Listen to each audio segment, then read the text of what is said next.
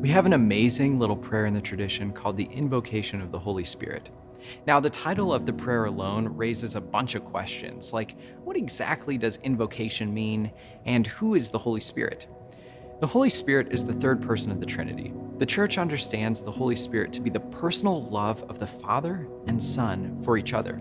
So the Holy Spirit is love in the form of a person.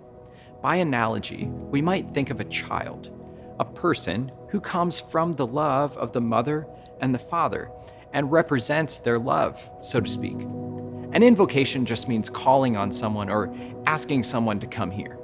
So if we're invoking the Holy Spirit, we're asking God to send his love, that is the Holy Spirit, to us so that we would be able to love other people better. The prayer starts like this: Come, Holy Spirit, fill the hearts of your faithful and enkindle in them the fire of your love.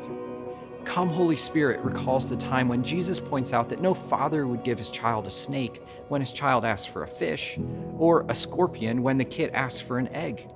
Jesus then points out, if you then who are sinful know how to give good gifts to your children, how much more will the Father in heaven give the Holy Spirit to those who ask him?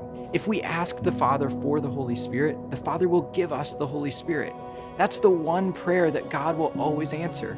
And it is the Holy Spirit who can transform our love into God's love. The next two lines: Send forth your Spirit, and they shall be created, and you will renew the face of the earth. The Holy Spirit renews us, especially when we're feeling frustrated or tired or discouraged. Remember that God fashioned the man out of the dust of the earth in Genesis chapter 2, and then he breathes into his lungs the breath of life.